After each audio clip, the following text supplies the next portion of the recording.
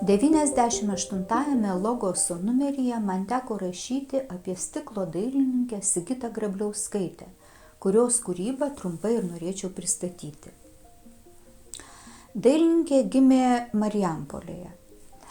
Augdama ji lankė vaikų dailės mokyklą ir dar nuo mažumės žavėjosi meno knygomis, piešimu. Taigi vaikų dailės mokykloje užsimezgė jau rimtas požiūris į šią sritį. Ir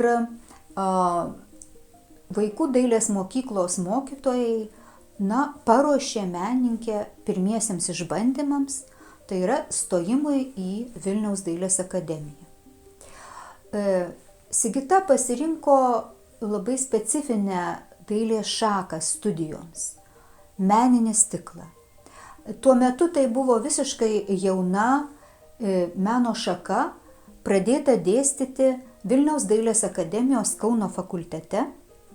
Ir Sigita į šią specialybę, tai yra meninio stiklo specialybę, įstojo antru šaukimu 1980 metais.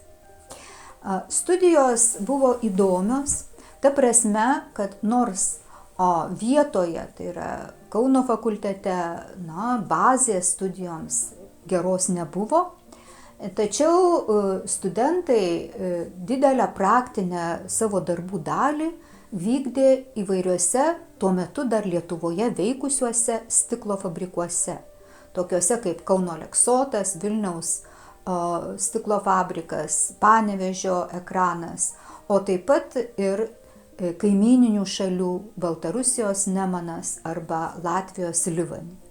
Tai davė tokius labai gerus praktinius įgūdžius ir baigusi meninio stiklo specialybę 85 metais Sigita gavo paskyrimą į Kauno Stepo Žuko taikomosios dailės technikumą.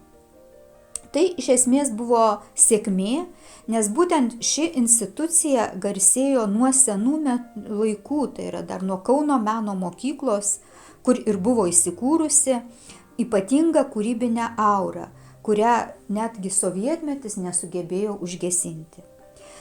Ir nors dešimtmečių bėgyje technikumas keitė savo institucinį statusą, ir dabar galiausiai tapo Kauno kolegijos menų ir ugdymo fakulteto menų akademija, Sigita čia visą laiką išliko pagrindinė stiklo disciplinų dėstytoja. Būtent čia jį įkūrė stiklo studiją, kur ir dabar mokosi tos institucijos studentai. Bet būdama itin atsidavusi pedagogikai, menininkė vis dėlto niekuomet neužmiršo asmeninės kūrybos. Ir per gana ilgą kelių dešimtmečių laikotarpį įgyvendino daugybę originalių sumanymų, personalinių parodų, dalyvavo įvairiuose tarptautiniuose projektuose.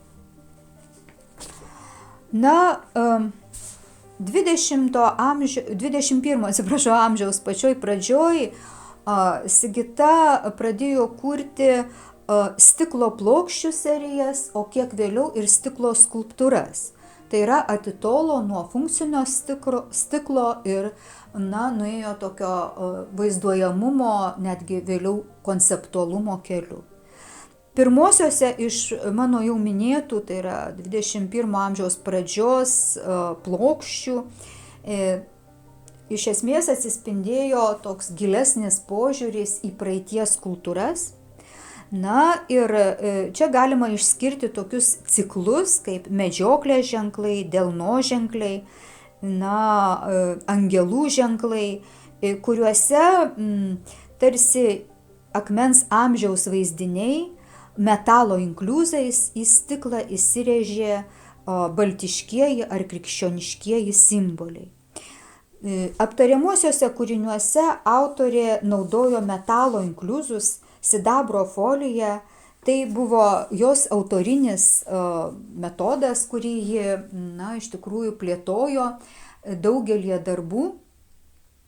Ir palaipsniui šias tokias archaiškas vienatonės stiklo plokštės pakeitė spalvingo stiklo raiška, tapdama pagrindinė ekspresyvaus arba abstraktaus meninio vaizdo romantiškų arba dinamiškų įtaigų kūrėja. Iš šios pakraipos darbų savo ryškiaspalvių koloritų ypač išsiskyrė stiklo plokščių gyvenimo kaukės ciklas, kuriuose autorė interpretavo veido motyvą, paveikslams suteikdama vis labiau intriguojančius pavadinimus.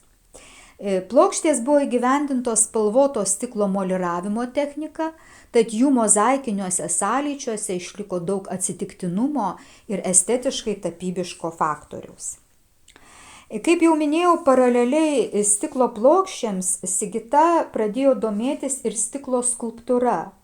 Na ir pradėjo kurti žmogaus figūrą ar atskiras kūno dalis, tai yra vyrų, moterų torsas, galvas, rankas ir taip toliau, interpretuojančias stiklo atlijas, kurios pasižymėjo realistiškumu ir tikroviškumu.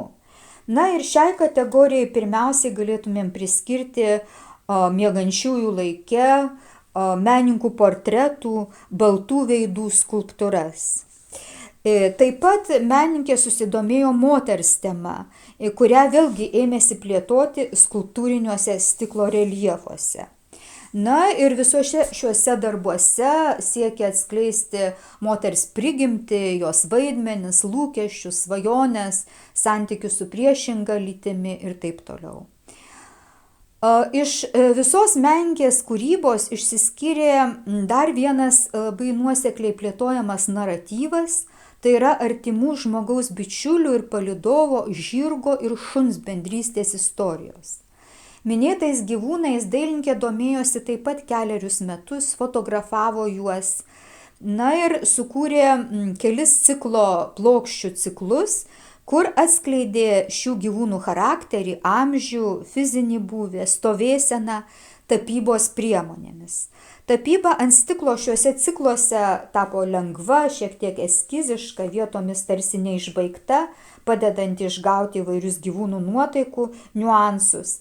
Na, bet visgi šie darbai kartais tapdavo ir ne tik realistiški, bet ir romantiški, nes žirgas išvirsdavo į kūrybos simbolį Pegasą su rankomis sparnais ir tokie poetizuoti meniniai vaizdai pakilėdavo iki asociacijų vieną ar kitą kūrinį.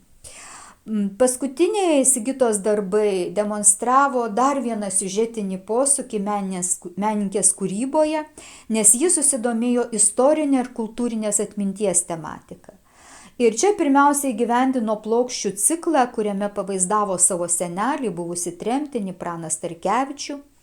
Ir būtent šiame darbe Mylėjau laisvę kaip Lietuvą dailininkė panaudojo iki šiol jos kūrybai nebūdingą šilkografijos techniką. Darbas įgijo fotorealistinį charakterį ir jo tikroviškumą papildė taip pat čia pridedami dokumentai, tai yra tremties bylos formuliaras, prašymas tapti savanoriu, Vyties kryžiaus kavalieriaus apdovanojimas, laiškai ir kiti dokumentai susiję su senelio asmenybė.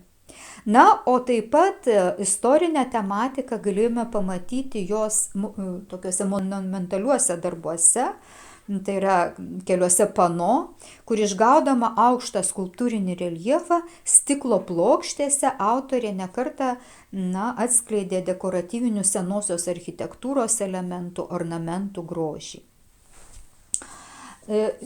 Taip pat reikėtų paminėti, kad autorė, pagrindinė, aišku, savo kūrybos sritimi laiko stiklo plastiką, bet šalia to ji labai mėgsta lieti akvareles. Ir per eilę metų nutapytose akvarelėse fiksuoja natūrą, tai yra daugiausia jose dominuoja peizažai, kaimo motyvai, Lietuvos gamtinis bei urbanistinis pasaulis. Ir tuose darbuose yra jaučiama liejamo potėpio laisvė, ekspresija, polinkis apibendrinti motyvą, improvizuoti.